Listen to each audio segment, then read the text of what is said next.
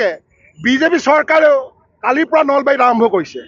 আচলতে তেওঁলোকে কাৰ বিপক্ষে আচলতে প্ৰতিবাদ কৰিছে সেইটোহে আমি নুবুজা হাতৰ হৈ আছে।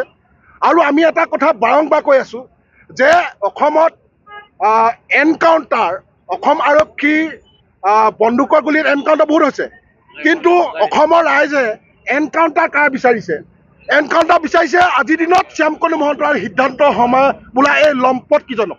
আৰু শিৱসাগৰ ৰাইজ হিচাপে আজি একেবাৰে লজ্জাবোধ কৰিছোঁ যে শ্যামকানু মহন্তৰ নিচিনা এজন ব্যক্তিয়ে ইয়াতে জন্ম লাভ কৰিছে।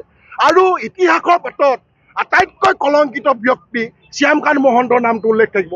আৰু আমি বিজেপি চৰকাৰক এটা আহ্বান জনাইছোঁ, আপোনালোকে বাটৰ নাটখন বন্ধ কৰক। অসমৰ ৰাইজ ইমান তেওঁলোক বুৰ্বক নহয়, অসমৰ ৰাইজ বুৰ্বক নহয়, শিক্ষা আছে, সকলোৱে পঢ়া শুনা কৰিছে।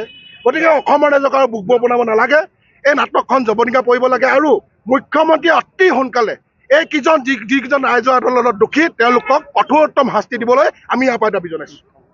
প্ৰাণৰ শিল্পী জুবিন গাৰ্গক যি ৰহস্যজনক মৃত্যু, তাৰ তদন্ত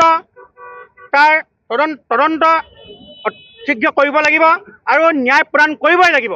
আমি সকলোৱে জানো যে এই প্ৰাণৰ শিল্পীগৰাকী মানুহৰ হৃদয়ত তেখেতে দি থৈ যোৱা প্ৰতিভা, তেখেতে দি থৈ যোৱা গান, তেখেতে গীত ৰচনা কৰি থৈ গৈছে, মানুহৰ হৃদয়ে হৃদয়ে আছে, মানুহৰ প্ৰাণে প্ৰাণে আছে।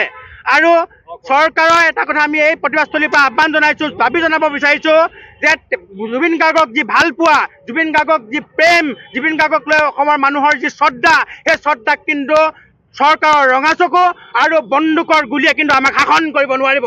আৰু যেতিয়ালৈকে চৰকাৰে ন্যায় প্ৰদান নকৰিব, যেতিয়ালৈকে দোষীক কঠোৰ বা কঠোৰ শাস্তি প্ৰদান নকৰিব, তেতিয়ালৈকে কিন্তু অসমৰ জনসাধাৰণে শান্ত নাথাকে আৰু অসমৰ জনসাধাৰণে ন্যায় নোপোৱা পৰ্যন্ত প্ৰতিবাদ কৰি যাব। আমি বিজেপি চৰকাৰক আমি পুনৰ দাবী জনাইছোঁ যে আজি সমগ্ৰ অসমতে অসম জাতীয়বাদী যুৱ ছাত্ৰ পৰিষদে ৰাইজৰ আদালতত দোষী সাব্যস্ত হোৱা শ্যামকানু মহন্ত, সিদ্ধাৰ্থ শৰ্মাক আমি প্ৰতিজ্ঞা অৰ্থত ফাঁচি দি পিনে আমি ইয়াকে ক'ব বিচাৰিছোঁ যে অনতি বিলম্বে চৰকাৰখনে এই দোষীকেইজনক কঠোৰ বা কঠোৰ শাস্তি প্ৰদান কৰক, অন্যথা অসম জাতীয়বাদী যুৱ ছাত্ৰ পৰিষদে সমগ্ৰ অসমৰ লগতে কিন্তু ইয়াতকৈ তীব্ৰতৰ গণ আন্দোলন গঢ়িবলৈ বাধ্য হ'ম।